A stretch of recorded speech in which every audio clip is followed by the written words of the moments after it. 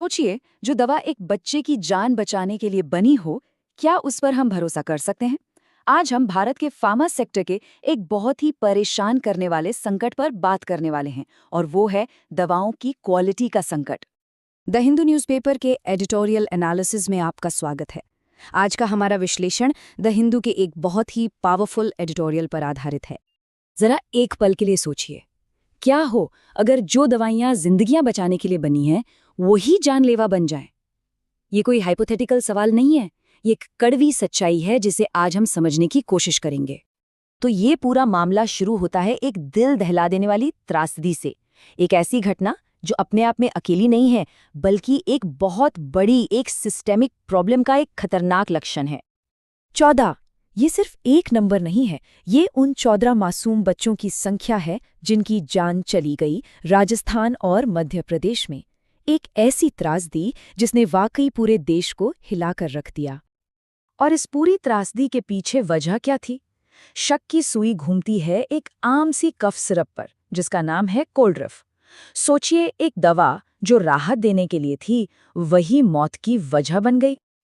तो आखिर इस दवा में ऐसा क्या था जो इतना खतरनाक साबित हुआ? जब जांच हुई तो एक जानलेवा जहर का पता चला। अब सबसे बड़ा सवाल ये है, ये जहर उस सिरप में आया कैसे? इसका नाम है डाईईथिलीन ग्लाइकॉल, या शॉर्ट में कहें तो डीईजी। ये एक बहुत ही टॉक्सिक इंडस्ट्रियल सॉल्वेंट है जिसका दवाइयों से दूर दूर तक कोई लेना देना नहीं होना चाहिए। लेकिन फिर भी ज्यादा मुनाफा कमाने के चक्कर में इसे कभी कभी अवैध तरीके से एक सस्ते सब्स्टिट्यूट की तरह इस्तेमाल कर लिया जाता है, और इसका नतीजा सीधा और घातक किडनी फेलियर। और यहीं से कहानी और भी ज्यादा परेशान करने वाली हो जाती है। देखिए, हमारे पास दो सरकारी बॉडीज हैं और दोनों की रिपोर्ट एक दूसरे से बिल्कुल अलग है। एक तरफ यूनियन हेल्थ मिनिस्ट्री की रिपोर्ट कहती है कि इसमें कोई डीईजी नहीं है, वहीं दूसरी तरफ तमिलनाडु का ड्रग्स कंट्रोल डिपार्टमेंट कहता है कि ये तो खतरनाक लेवल से भी ज्यादा मौजूद है। अब ये सिर्फ एक छोटा मोटा मतभेद नहीं है, ये एक सिस्टेमिक कन्फ्यूजन है, एक ऐसी गड़बड़ी है जिसकी कीमत जाने देकर चुकानी पड़ रही है। तो सवाल वही है, ये जहर दवा में पहुंचा कैसे? समझिए, ये 3 स्टेप्स की एक भयानक चूक थी। स्टेप 1, कॉस्ट कटिंग, यानी पैसा बचाने का खेल। मैन्युफैक्चरर ने एक सस्ता इंडस्ट्रियल ग्रेड इंग्रेडिएंट इस्तेमाल किया। स्टेप 2, कंटामिनेशन, वो सस्ता इंग्रेडिएंट पहले से ही जानलेवा डीजीई से दूषित था। और फिर आता है आखिरी और सबसे घातक स्टेप, उसी जहरीले मिक्सचर को कफ सिरप बनाकर बाजार में उतार दिया गया, और वो सीधे उन बच्चों तक पहुंच गया जिन्हें इसकी सबसे ज्यादा जरूरत थी। तो क्या हम ये मान लें कि गलती सिर्फ एक कंपनी की थी? नहीं, दुर्भाग्य से ऐसा नहीं है। ये जो घटना हुई है, ये एक बहुत बड़ी समस्या का सिर्फ एक छोटा सा लक्षण है। ये हमारे ड्रग रेगुलेशन सिस्टम के अंदर की एक बहुत गहरी, एक सिस्टेमिक फेलियर को सामने लाती है। एडिटोरियल में एक बहुत पावरफुल बात कही गई है, मौतें हो जाने के बाद ही एक्शन लेना, ये अपने आप में एक अपराध है। इसे किसी भी तरह से डिफेंड नहीं किया जा सकता। ये शब्द हमारे रेगुलेटरी सिस्टम के रिएक्टिव अप्रोच, यानी कुछ हो जाने के बाद जागने वाली आदत पर एक जोरदार थप्पड़ हैं। जब जांच करने वाली टीम मैन्युफैक्चरिंग प्लांट पहुंची तो उन्होंने देखा कि नियमों की तो जैसे धज्जियां उड़ाई गई थी। गुड मैन्युफैक्चरिंग प्रैक्टिसेस, यानी जीएमपी, जो कि दवा की क्वालिटी के लिए सबसे बेसिक नियम हैं, उन्हें पूरी तरह नज़रअंदाज किया गया। गुड लैबोरेटरी प्रैक्टिसेस, यानी जीएलपी, जो ये पक्का करती है कि सारे टेस्ट सही से हों, उनका भी पालन नहीं हुआ। मतलब ये सिर्फ छोटी मोटी चूक नहीं थी, ये सेफ्टी के लिए बनाए गए हर नियम का खुला उल्लंघन था। और इसका नतीजा क्या हुआ? आखिरकार central drug standard control organisation, यानी सीडीएससीओ ने उस फर्म का मैन्युफैक्चरिंग लाइसेंस कैंसिल करने की सिफारिश कर दी। लेकिन यहाँ सबसे ज़रूरी बात क्या है? ये सब तब हुआ जब बच्चे अपनी जान गंवा चुके थे। ये रोकथाम नहीं है, ये तो बस एक रिएक्शन है। तो अब सवाल उठता है कि इस गंभीर सिस्टेमिक बीमारी का इलाज क्या है? एडिटोरियल एक बहुत ज़रूरी सुझाव देता है, हमें एक रिएक्टिव सिस्टम से हटकर एक प्रोएक्टिव, यानी पहले से ही सक्रिय सिस्टम की तरफ बढ़ना होगा। चलिए इन दो फ्रेमवर्क को देखते हैं। एक तरफ है हमारा मौजूदा रिएक्टिव फ्रेमवर्क।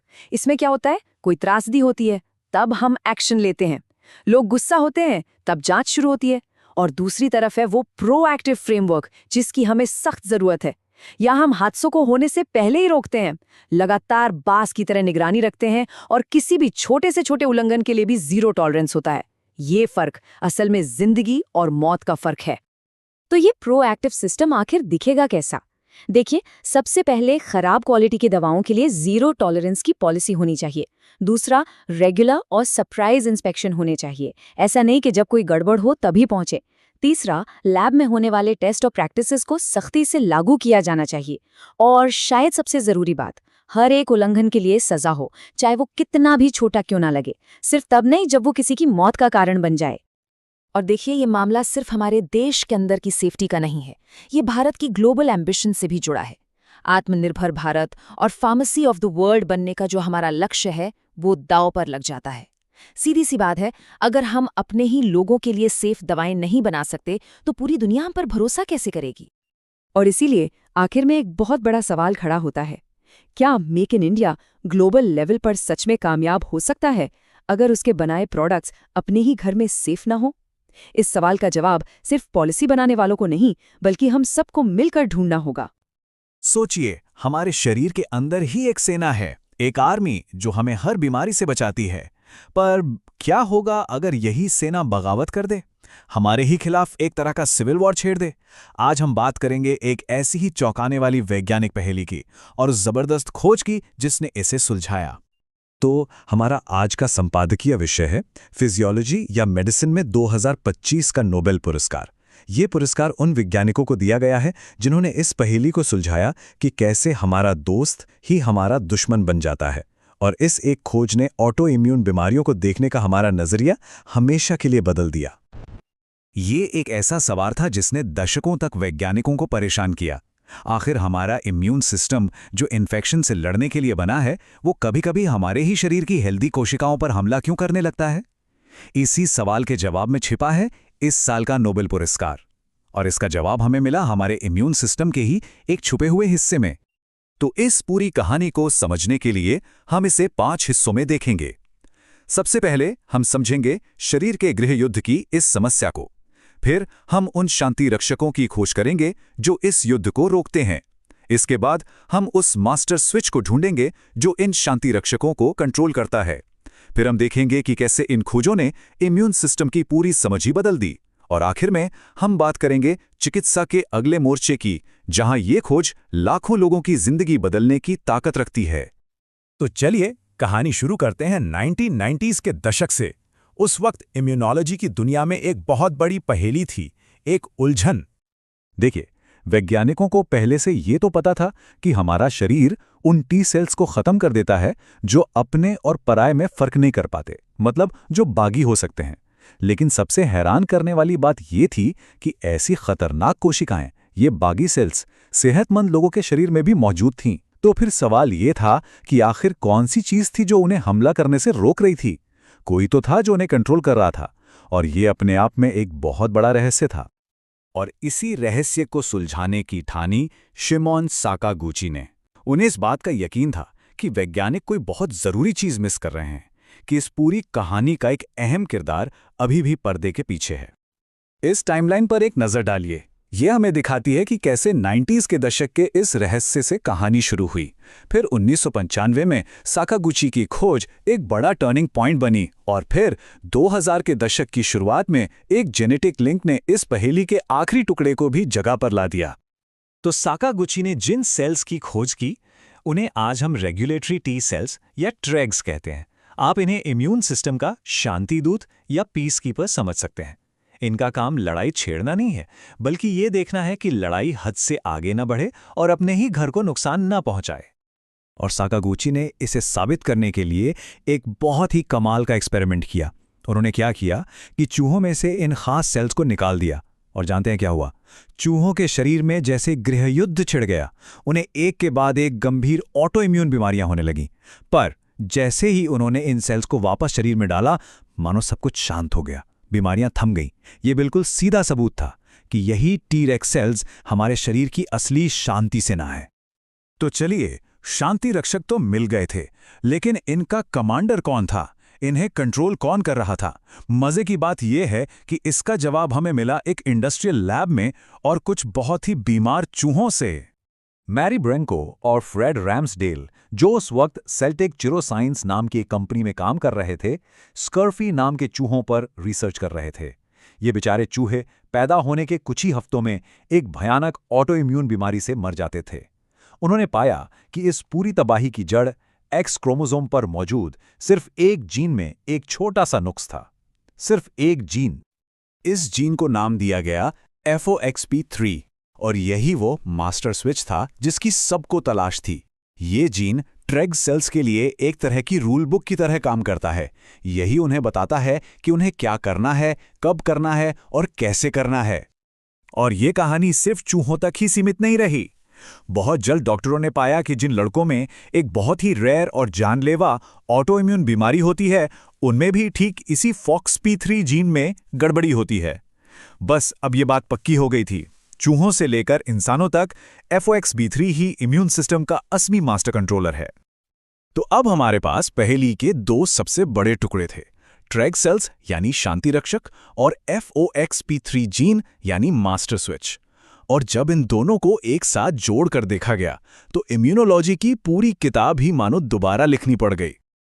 देखिए, पहले हम इम्यून सिस्टम को एक सिंपल ऑन ऑफ स्विच की तरह सोचते थे।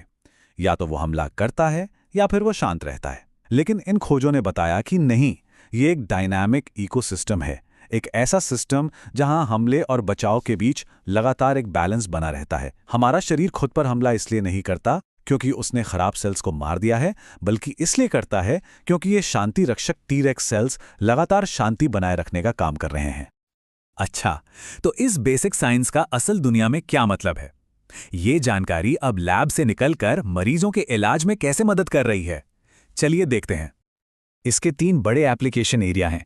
पहला, ऑटो इम्यून बीमारियां जैसे गठिया या टाइप 1 डायबिटीज। इनमें डॉक्टर T-रेक्स सेल्स की ताकत बढ़ाकर इम्यून सिस्टम के गुस्से को शांत करने की कोशिश कर रहे हैं। दूसरा, ऑर्गन ट्रांसप्लांट। यहां ये सेल्स शरीर को नया अंग अपनाने में मदद कर सकती हैं। और तीसरा है कैंसर। यहां कहानी बिल्कुल उल्टी है। वैज्ञानिक ट्यूमर के आसपास के T-रेक्स सेल्स को हटा रहे हैं ताकि इम्यून सिस्टम खुलकर कैंसर सेल्स पर हमला कर सके। तो असल में अब लक्ष्य पूरे इम्यून सिस्टम को एक हथौड़े से बंद कर देना नहीं है, बल्कि इन खोजों की मदद से हम इम्यून सिस्टम के वॉल्यूम को किसी रेगुलेटर की तरह जरूरत के हिसाब से कम या ज्यादा कर सकते हैं। ये इलाज का एक कहीं ज्यादा सटीक और बेहतर तरीका है। लेकिन हाँ, ये समझना भी जरूरी है कि ये रास्ता अभी आसान नहीं है।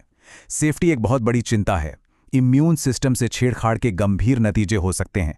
इन सेल थेरेपी को बड़े पैमाने पर बनाना भी बहुत मुश्किल और महंगा है। और इसी वजह से ये सवाल उठता है कि क्या ये इलाज हर किसी तक पहुंच पाएंगे। और जैसा कि कई इम्यूनोलॉजिस्ट हमें याद दिलाते हैं, विज्ञान में तरक्की धीरे धीरे, कदम दर कदम होती है। ये कोई एक जादुई गोली नहीं है जो सारी समस्याएं सुलझा देगी। ये एक बहुत ही जटिल सिस्टम को समझने की दिशा में एक बहुत महत्वपूर्ण कदम जरूर है।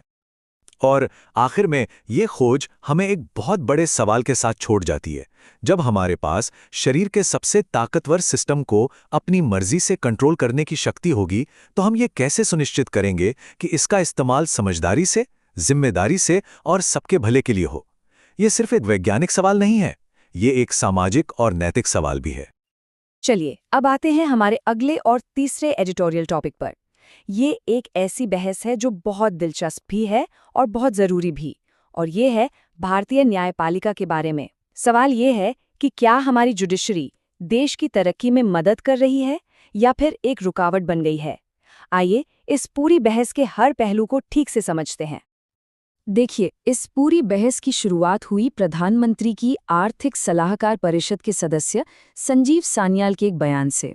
और ये कोई छोटा मोटा बयान नहीं है। उन्होंने साफ साफ कहा कि हमारी न्यायिक प्रणाली ही विकसित भारत के सपने को पूरा करने में सबसे बड़ी रुकावट है। ये तो बहुत बड़ा आरोप है ना? और यही हमारी आज की पूरी पड़ताल का सेंटर पॉइंट है। तो इस बड़ी बहस को समझने के लिए हम इसे 5 हिस्सों में देखेंगे। सबसे पहले हम ये समझने की कोशिश करेंगे कि ये सबसे बड़ी बाधा वाला आरोप आखिर है क्या। फिर हम देखेंगे कि क्या असल में समस्या न्यायपालिका में है या फिर कानून बनाने वालों में। इसके बाद एक बहुत ही दिलचस्प सवाल का जवाब खोजेंगे। भारत में सबसे ज्यादा मुकदमे कौन करता है? फिर हम ये जानेंगे कि एक जज का काम असल में होता कैसा है, और आखिर में हम इस बात पर आएंगे कि अगर सुधार की जरूरत है तो वो कहाँ और कैसे होना चाहिए। तो चलिए शुरू करते हैं पहले और सबसे ज्यादा विवाद वाले पॉइंट से, सबसे बड़ी बाधा का आरोप। देखते हैं कि हमारी न्यायपालिका के खिलाफ क्या-क्या दलीलें दी जा रही हैं। अच्छा, जब भी जुडिशरी की आलोचना होती है तो कुछ बातें हैं जो बार बार सुनने को मिलती हैं, है ना? कि भाई ये इकोनॉमिक ग्रोथ में रुकावट डालती है, जज लोग कम घंटे काम करते हैं, लंबी लंबी छुट्टियां लेते हैं और कॉन्ट्रैक्ट्स को लागू करवाने में बहुत देर लगा देते हैं। संजीव सान्याल भी एक तरह से इन्हीं जाने पहचाने तर्कों को ही दोबारा सामने रख रहे हैं। लेकिन इसका जो जवाबी तर्क है वो इस कहानी को एक बिल्कुल नया मोड़ देता है। वो ये कहता है कि न्यायपालिका खुद में कोई समस्या नहीं है, बल्कि ये तो सिर्फ एक आईना है, एक ऐसा आईना जो हमें हमारे गवर्नेंस की बाकी नाकामियों को दिखाता है। मतलब असली बीमारी कहीं और है, जुडिशरी तो बस उसके लक्षण दिखा रही है। तो अगर प्रॉब्लम जुडिशरी नहीं है तो फिर कौन है? चलिए अपना ध्यान अदालतों से हटाकर उन पर लेकर चलते हैं जो कानून बनाते हैं। हमारा दूसरा सेक्शन, कानून बनाने वालों की आलोचना। यहाँ पर एक बहुत दिलचस्प थ्योरी सामने आती है जिसे कहते हैं 99 to 1 प्रॉब्लम।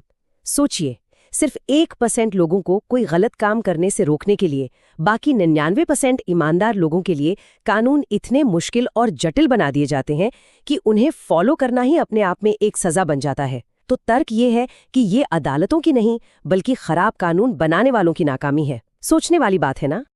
इसका एक बहुत अच्छा उदाहरण हमें नए इनकम टैक्स कानून में मिलता है। पुराने कानून में एक शब्द था नॉटविथस्टैंडिंग, जिसका मतलब पिछले कई दशकों से वकीलों और जजों को पता था। नए कानून में इसे बदलकर इर्रिस्पेक्टिव कर दिया गया। सोचा गया कि ये आसान होगा, पर हुआ क्या? एक मुश्किल कानूनी शब्द की जगह दूसरा मुश्किल कानूनी शब्द आ गया और आम आदमी के लिए कानून उतना ही कंफ्यूजिंग बना रहा, बस नए तरीके से। अब आते हैं हम अपने तीसरे और शायद सबसे चौंकाने वाले हिस्से पर। अगर हमारी अदालतों में केस का इतना बड़ा ढेर लगा हुआ है तो इसका जिम्मेदार कौन है? चलिए पता लगाते हैं भारत के सबसे बड़े मुकदमेबाज के बारे में। तो एक सवाल है, जरा सोचिए कि भारत में सबसे ज्यादा केस, सबसे ज्यादा मुकदमे कौन करता होगा? क्या ये बड़ी बड़ी कंपनियां हैं या हम और आप जैसे आम लोग? सोचिए जरा, इसका जवाब आपको सच में हैरान कर देगा। और जवाब है खुद सरकार। हाँ, ये सुनने में भले ही अजीब लगे, लेकिन हमारे सोर्स के मुताबिक सरकार ही अदालतों पर सबसे ज्यादा बोझ डालती है। टैक्स डिपार्टमेंट हर छोटे मोटे मामले को लेकर सुप्रीम कोर्ट तक अपील करता रहता है। मंत्रालय छोटे छोटे कॉन्ट्रैक्ट्स पर झगड़ते रहते हैं, और तो और नागरिकों और सरकारी कर्मचारियों को भी अपने बेसिक हक के लिए सरकार के ही खिलाफ कोर्ट जाना पड़ता है। तो सवाल ये है कि अगर अदालतों को सुधारना है तो सरकार खुद अपने मुकदमे करने की आदत पर लगाम क्यों नहीं लगाती? चलिए अब उन पर्सनल आलोचनाओं की बात करते हैं जो जजों के ऊपर की जाती हैं। हमारा चौथा सेक्शन, न्यायिक कार्य की असलियत। क्या सच में जज कम काम करते हैं और लंबी छुट्टियां मनाते हैं? देखिए, एक जज की जिंदगी के दो पहलू होते हैं। एक वो जो हम सबको दिखाई देता है, सुबह 10:30 से शाम 4 बजे तक कोर्ट में सुनवाई, जहां वो एक दिन में 50 से 100 केस सुनते हैं। लेकिन एक दूसरा पहलू भी है जो किसी को नहीं दिखता। वो है देर रात तक केस की मोटी मोटी फाइलें पढ़ना, फैसले लिखना और पुराने मामलों पर रिसर्च करना। ये काम अक्सर उनके वीकेंड्स पे भी चलता रहता है। और उनकी छुट्टियों की बात करें तो उन्हें अक्सर आराम का प्रतीक मान लिया जाता है। लेकिन सच्चाई ये है कि ये छुट्टियां उनके लिए बहुत ज़रूरी होती हैं, पेंडिंग फैसलों को लिखने के लिए और अगली कोर्ट सेशन के लिए खुद को दिमागी तौर पर तैयार करने के लिए, जहां उन्हें दुनिया के सबसे बड़े केसलोड का सामना करना होता है। अगर उनसे ये समय भी ले लिया जाए तो सोचिए न्याय की क्वालिटी पर इसका क्या असर पड़ेगा। तो अब हम अपनी इस पड़ताल के आखिरी में पहुंच गए हैं। हमारा आखिरी सेक्शन, असली सुधार की जरूरत कहाँ है। चलिए इस पूरी बहस को समेटते हैं और समझते हैं कि असली जड़ कहाँ है। तो सोर्स के अनुसार ये एक तरह का दुष्चक्र है। इसकी शुरुआत होती है खराब और कंफ्यूजिंग कानूनों से। फिर इन कानूनों की वजह से सरकार और लोगों में विवाद होते हैं, जिससे सरकारी मुकदमेबाजी बढ़ती है। और ये सब मिलकर अदालतों पर इतना ज्यादा बोझ डाल देता है कि न्याय मिलना मुश्किल हो जाता है, खासकर तब जब जजों की इतनी सारी पोस्ट्स पहले से ही खाली पड़ी हों। और हमें ये याद रखना बहुत जरूरी है कि अदालतें सरकार का रबर स्टैंप नहीं है। उनका काम सरकार के हर फैसले पर हाँ में हाँ मिलाना नहीं है, बल्कि ये देखना है कि सरकार अपनी ताकत का सही इस्तेमाल करे। एक मजबूत लोकतंत्र सिर्फ रफ्तार से नहीं चलता, बल्कि संतुलन से चलता है। हमारा सोर्स एक बहुत ही पावरफुल लाइन के साथ खत्म होता है।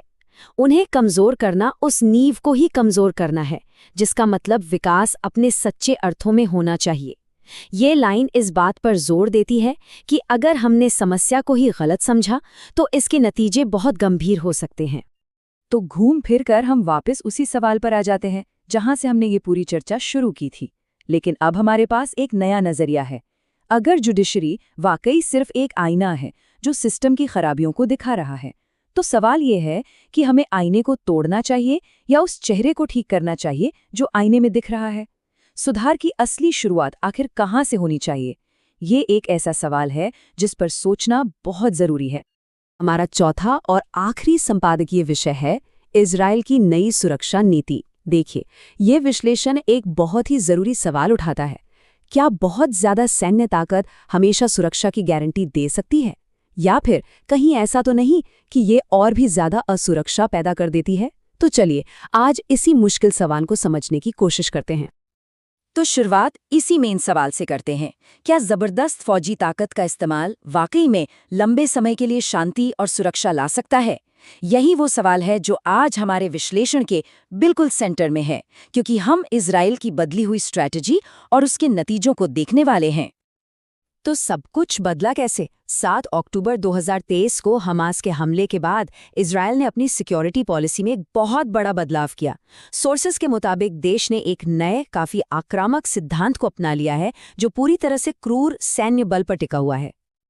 अब इस नई पॉलिसी के पीछे की सोच को समझने के लिए उस समय के रक्षा मंत्री योआव गैलेंट का ये बयान काफी कुछ कह जाता है। उन्होंने कहा था कि इजराइल इंसानी जानवरों से लड़ रहा है।